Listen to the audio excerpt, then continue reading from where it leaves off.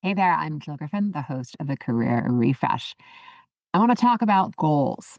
Now, there's lots of different ways that we think about goals, but right now, as we're starting to round out to the back end of the calendar year, makes me think of, okay, what can I do in the next 90 days? What's possible? What can I achieve? Who do I want to be in this period? So, I have some thoughts for you. How do you intentionally use your values to align to your goals so that it feels less heavy, more in the flow, and a way that you can really stay grounded through whatever will happen over this goal setting period? All right, let's dig in. So, when you're thinking about goals, you may have hardcore goals that are attached to like OKRs, objectives, and key results. You may have to hit a number. You may have some hiring you need to do, some reorging, some job descriptions, all the things that I'm hearing about. But what I'd offer you as you go into this, regardless of what the goal is, and assuming it's measurable, I want you to think about what do you want to where do you want to ground into and what do you want to stand for as you go to pursue these goals? When you're leading through values, your actions, your decisions, your results for yourself first start to become really clear. There's intention in it. And then you also have the opportunity to set that with your team and, of course, cross functionally with anybody you're working in. So, what I would offer you to start with is 90 days, pick two values, right? You may have more than that, but I want you to start with two values and really get clear with yourself. How, how are you going to measure that value? Define it. So if you tell me one of your values is being accountable or being responsible, I want you to define it. Yes, there's a dictionary version of it, but I want you to define what that means for you. And then I want you to think about, okay, well, how is this value going to anchor me?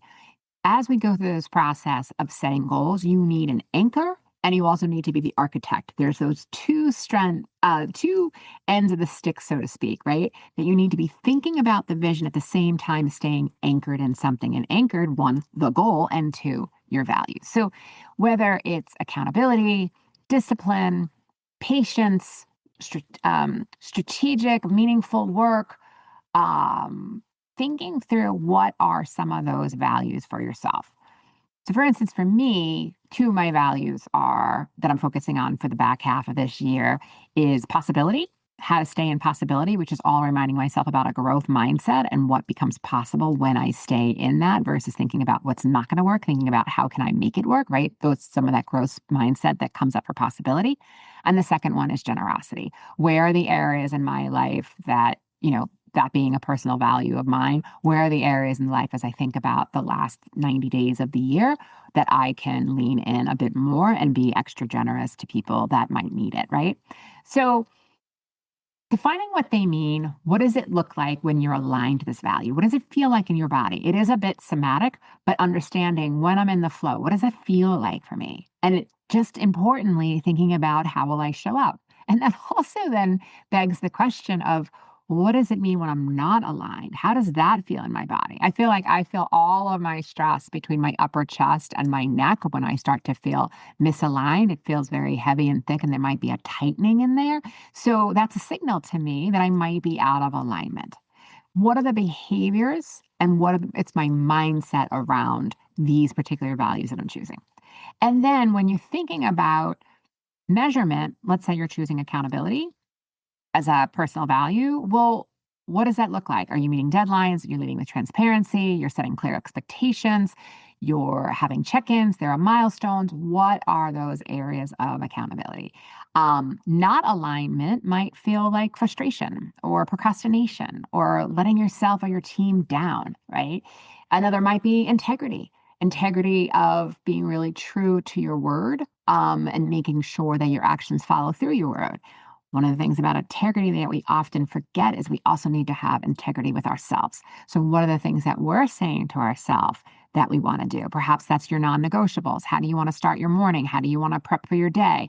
How do you want to maintain your sleep habits and your exercise and your wellness habits? Are you in integrity with yourself as much as your integrity with the others that you work with? So, I want you to really think through that. And then I want you to think through measurement. This part is crucial. So, how are you going to track whether or not you're living against this value that you're choosing? Are you going to do weekly reflections? If you've been listening for a while, you know I always talk about what worked, what didn't work, what would I do differently? Are you going to look at it that way? Is there a way that you might check in with teammates or have conversations with them and see if they're aligning to the same values? Or are you having a group conversation about how we're hitting our goal?